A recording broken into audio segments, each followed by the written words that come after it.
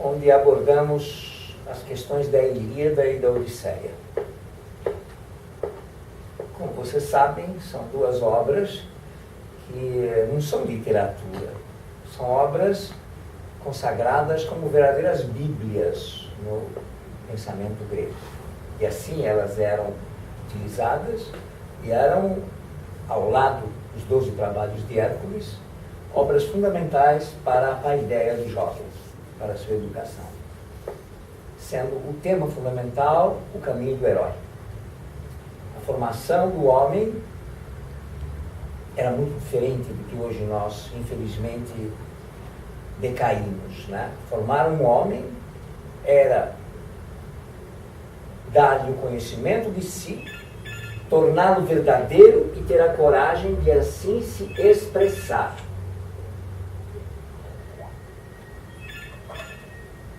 Pronto? Ah, por favor, peço para ela subir. É a Flávia, deixa eu ver. Certamente, depois desculpe a interrupção.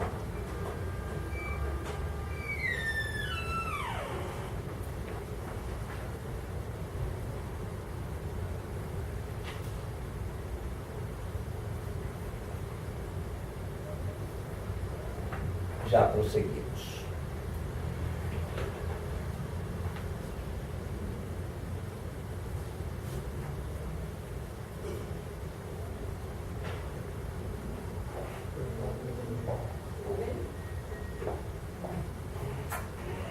Entre Flávia. Já começamos. Vai se acomodando aí. Depois não esqueça de tirar da geladeira o suco na hora do intervalo, né, Henrique? Então já vamos prosseguir, então, por favor. Pronto. Vamos prosseguir, então. Como eu lhes coloquei, a proposta educacional baseava-se em 3 pilares: o canto, a dança e o mito. Essa é a estrutura fundamental da paideia. O canto, para educar a voz, como dizia Píndaro, transformar os urros em palavras significantes e dar condição ao indivíduo de assim se expressar, e ele vai te agradecer. A dança, como expressão do domínio do corpo, para que ele não se transforme num gorila. É dele a expressão. Tome o mais violento urro e transforme-o no elegante canto de rouxinol. Faça com que tenham sentido suas palavras, e ele te agradecerá. Tome o mais violento murro e chute e transforme-os em elegantes passos ginásticos. Ele te agradecerá. Dominará o corpo, saberá se defender e saberá entender para que serve o seu corpo. E o mito, linguagem universal, porque através do mito ele saberá o caminho do verdadeiro e do falso herói. O objetivo é, isto é Sócrates, para o conhecimento temos a vida toda, para a educação da verdade, e assim se expressar e ter a coragem de assim se expressar, temos muito pouco tempo, porque a mentira e a covardia cedo se instalam e nunca mais você é extirpará. Não por acaso eles só eram alfabetizados depois dos 15 anos. Dos 6 aos 15 era a educação da virtude, da coragem de ser, assim se expressar. A isto se define como honra. O conceito que encontramos na Ilíada: ou uma vida honrada, ou então melhor a morte. Se não é possível uma vida honrada, é melhor a morte. E a vida honrada significa ser verdadeiro, assim se expressar, tanto no seu interior como no seu exterior.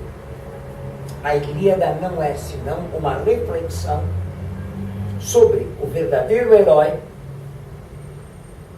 e o falso herói. É um alerta.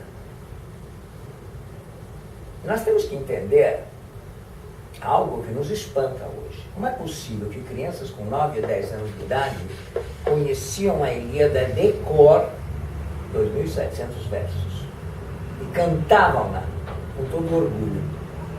Como é que eles fazem isso?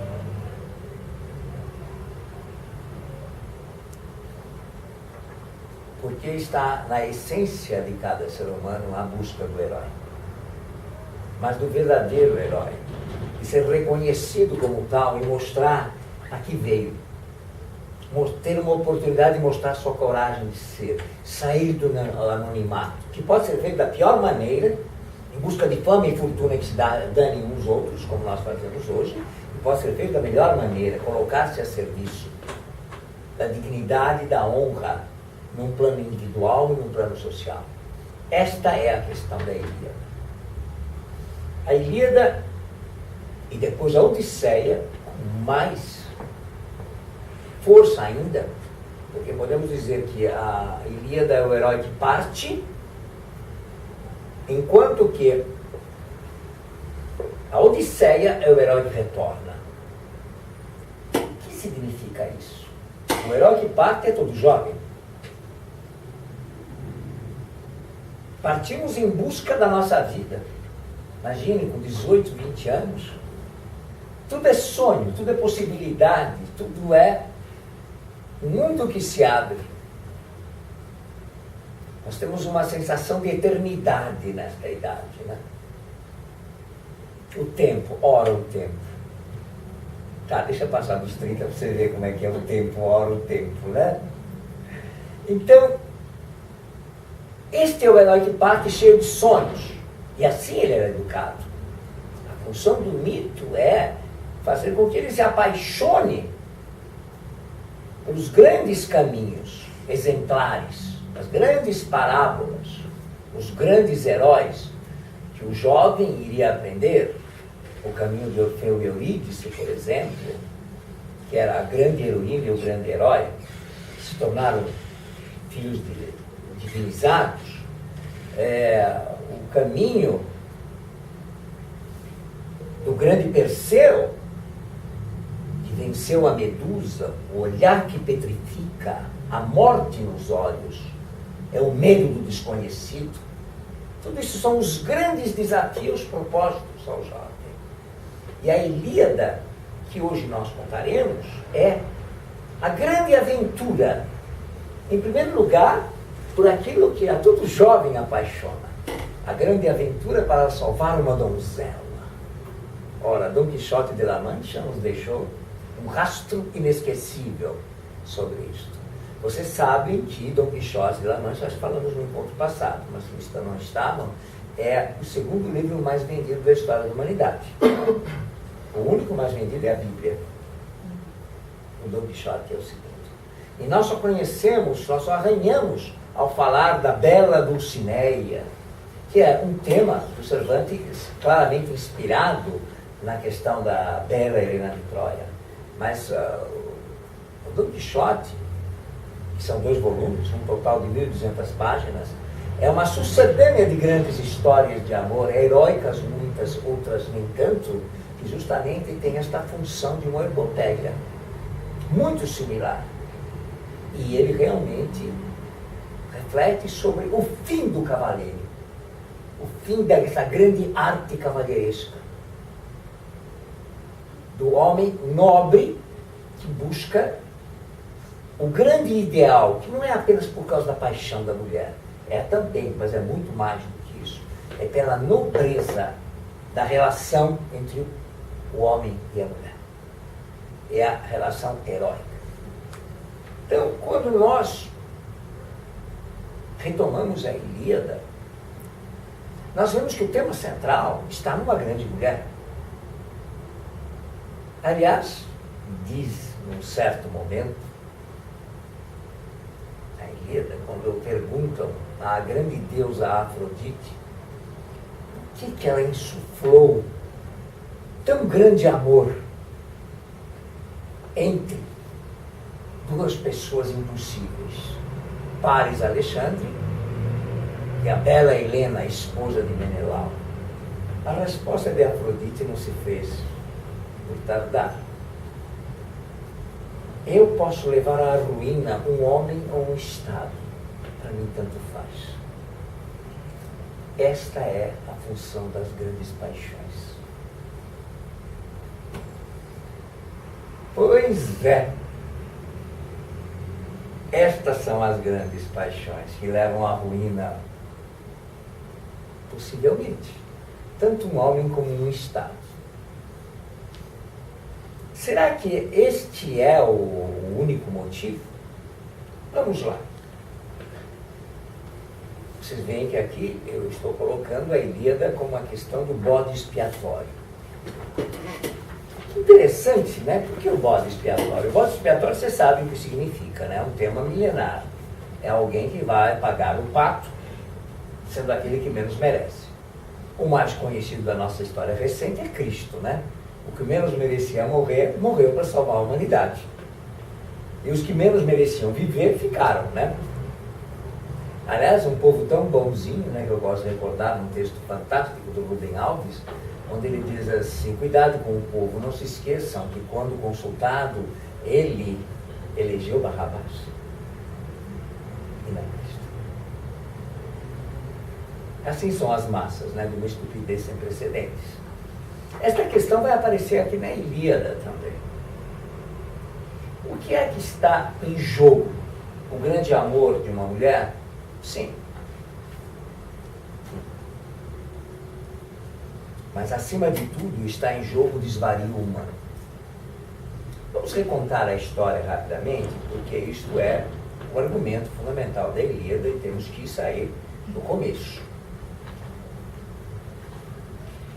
É a força da paixão e o poder do amor que celebra ou arruína a condição humana. Essa é a questão.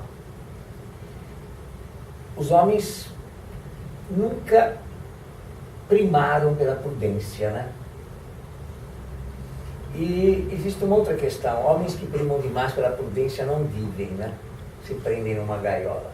Esta é a angústia da condição humana.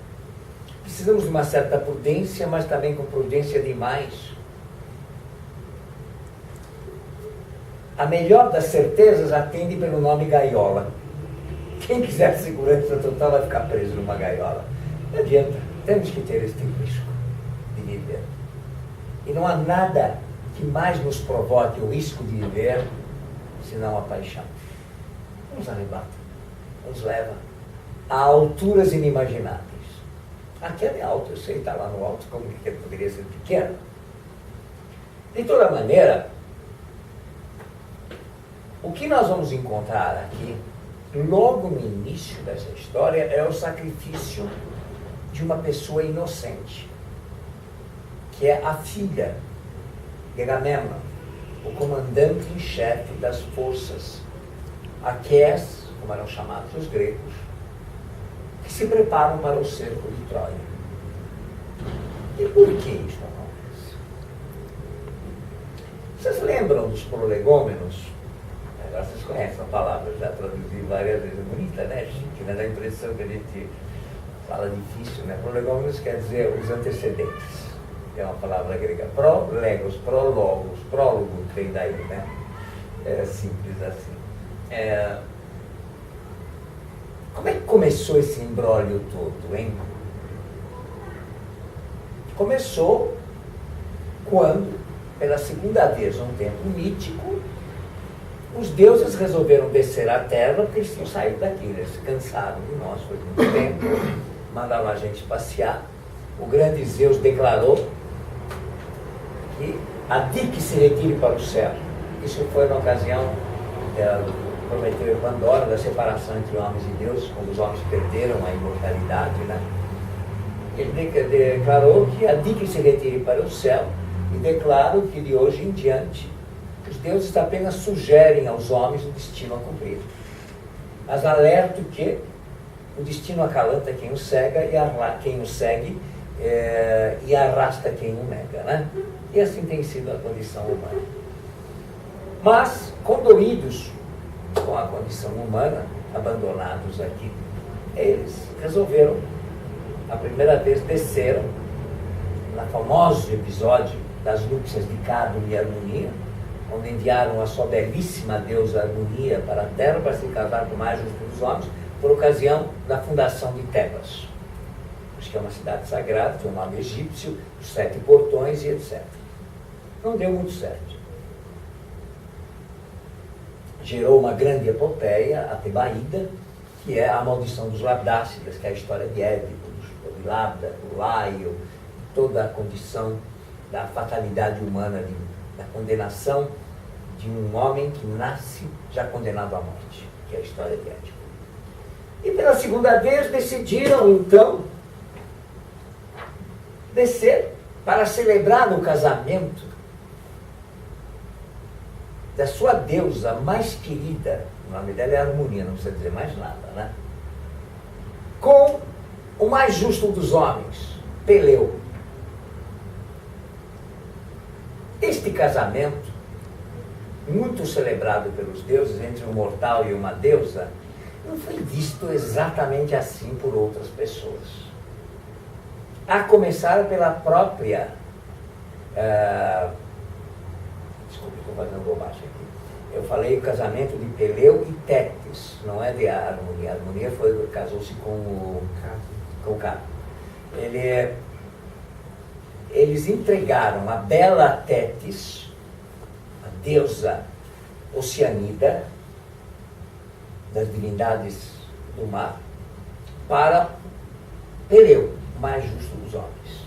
Este casamento de Peleu e Tétis mostrará um grande herói, como fruto deste casamento, que é ninguém menos que Aquiles. 0,25 só, porque você já sabia da história. 0,25. Vamos falar aqui que é meio ponto não. Ora, a própria deusa Tétis não gostou da ideia. Afinal de contas, se alguma de vocês fosse deusa, vocês não iam aceitar casar com um mortal, né? Muito michuruca. Por mais bem apanhado que fosse, um reles mortal. Vocês iam querer um deus, né? Deusas querem deuses para casar. As mortais mulheres já querem deuses. Pois, então. Você vê que a Malévola está a postos, né? Ela não perde uma oportunidade. Um comentário como manda o figurino, né? Meio ponto a nota para você. Essa é merecida. Meu cara Adolfo. Dizem que ela tinha o poder, como toda divindade aquática, de se transformar e metamorfosear em 1000 formas.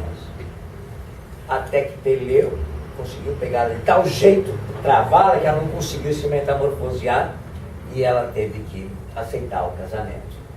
Isso é muito interessante, né? Porque isso mostra muito bem como é o feminino, né? Ele é capaz de metamorfosear de 1000 formas mesmo. Ela escorrega para todos os lados, é sua capacidade elástica mesmo.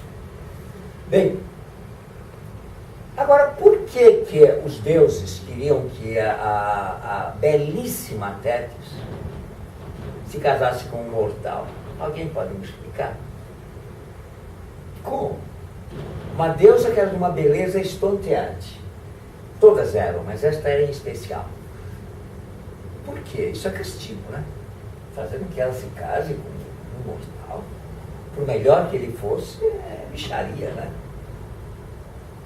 A história vai mais atrás. Dizem que os 3 senhores que dividiram os reinados olímpicos, enfim, das divindades, Zeus, Poseidon e Hades, o grande Zeus dos céus, da terra, o grande Poseidon do interior da terra e dos mares, e o grande Hades do mundo subterrâneo, um dia viram a bela Tétis passeando pelo Olimpo e se encantaram com ela, de uma beleza estonteante. E naturalmente todos se candidataram, mais do que depressa, para conquistar os seus favores. para uma linguagem elegante, né? Por favor. No entanto, a grande avó deles, a grande Gaia, chamou-os e alertou-os. Aquele que com ela se deitar e um descendente tiver, este descendente se tornará mais poderoso que o pai e haverá de destroná-lo. Bom, imediatamente eles saíram para desconversar. Imediatamente ela já não era mais tão sedutora assim, mas passou a ser uma perigosa deusa. O que fazer então? É lá que veio a grande ideia de Zeus. Se ela se casar com um mortal, este vaticínio será rompido. Por quê? O que nascer não terá a força de um Deus, no máximo de um semideus. E assim foi que as pressas arranjaram este casamento de Peleu e Tétis. Para oficializar a relação, tudo isso, as bodas belíssimas, desceram os deuses novamente à terra para celebrar o casamento. Todos foram convidados, menos uma deusa. Quem foi que não foi convidado? Eles. Mais 0,25 para você. Eu estou chegando lá. Está aí, Deus, pois é. O que quer dizer Eris? É a discórdia, mas o senhor já disse também que foi mal traduzido, seria a disputa. A disputa, exatamente. Que vem também do javali de Erimanto. É etimologia. Erimax. Sim, é Erimax. Em grego vem de Eris e vem de Rimax, que significa despedaçar, destruir, escangalhar. Que é o que a ira faz, né? Destrói tudo pela frente. Exatamente. Eris é um derivativo muito importante que nós temos nas línguas latinas, a palavra ira. Estou irado. Nós usamos até hoje na nossa língua, né? Mostra o desvario, o descontrole. Vejam só. Bom, quem é que iria querer a discórdia ou a disputa, vai ser mais correto, no seu casamento? Ninguém. Esse é um momento que todos nós queremos harmonia, queremos alegria, queremos concórdia, queremos tudo do melhor para celebrar esta união. Só que ela ficou muito brava, porque não foi convidada. E lá de cima do Olimpo, ela olhou bem aquela mesa incrível, com todos os convivas celebrando, todos os deuses e alguns heróis convidados. E ela foi até o Jardim das Hespérides, a palavra de estudo, hésper, esperança, fecundidade, esporo, esperma, vem todos essa mesma raiz. E foi lá, furtou um pomo de ouro que pertencia à grande Hera, presente da mãe Gaia por ocasião do seu casamento, que é o pomo da fecundidade. Esse pomo é uma romã. Por que é uma romã? Porque a romã, quando aberta, ela nos lembra o útero. Todos os óvulos estão lá, toda a fecundidade. A fecundidade de ouro significa a eterna fecundidade. E lá, ela pegou esse pomo de ouro e fez pontaria e deixou cair na mesa dos convidados. Imediatamente, como vocês devem saber, todos se arvoraram. E claro que perguntaram, mas a quem pertence este pomo maravilhoso? E lá de cima Eris, como não quer nada, como quem não quer nada, diz: pertence à mais bela das deusas. Deusas são mulheres também. E não existe para cada mulher mais bela do que ela. Simples assim. Aí iniciou-se a grande disputa que ficou conhecida por nós como o pomo da discórdia, né? O resto vocês acham que já sabem, repasso rapidamente. Chegamos num momento em que o grande Zeus foi chamado para dizer: bem, cabe a você, grande Zeus, dizer: e quem é este pomo? A quem de direito pertence? E as três deusas disputando: Atena, a filha dele que nasceu da sua cabeça, Afrodite, na versão homérica é filha dele, e Hera, a sua esposa. Você já sabe que homem nenhum resolve uma disputa dessas, a não ser que ele queira perder o pescoço, né? O que ele faz? Ele diz: eu, como Deus, não posso julgar deusas. E jogou abacaxi para nós. Só os mortais podem fazer. Vejam. Abacaxi ou romã? A fruta era um abacaxi, provavelmente. Ele tem toda a razão. Certamente devia ser um grande abacaxi. Esse foi o grande abacaxi da história. Os homens jogam abacaxi. Pois é, pois é. Aí está a situação. Ele chamou Hermes, o seu filho Hermes, que tem asas nos pés e na cabeça, e disse: vá buscar o mais belo dos homens, porque só ele poderá julgar quem é a mais bela das deusas. E dito e feito. Agora vamos fazer uma pausa. Vamos voltar à história. Ele vai buscar quem é este homem, o mais belo dos homens, que irá julgar a mais bela das deusas. Onde estava ele? Ele era um pastor, Bem, continue. porque ele era filho de Écuba e Príamo, e ele foi rejeitado ao nascimento porque existia um vaticínio de que ele ocasionaria a ruína da sua cidade. Se esta criança nascer, ela será a ruína de Troia. Esse foi o vaticínio. Então ele é largado e é criado como um pastor, sem saber da sua No origem. Monte Ida, sem nunca ter se visto no espelho, sem ter noção da beleza dele. Exatamente. Mais zero. Por favor, que eu já estou Quase um ponto na nota, quase hein? um ponto aí. Só está respondendo pergunta fácil. Mas ninguém se colocou na minha frente. Né? De fato,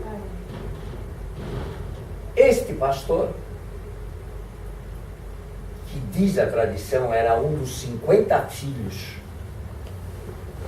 de Heitor e Écuba, reis de Troia,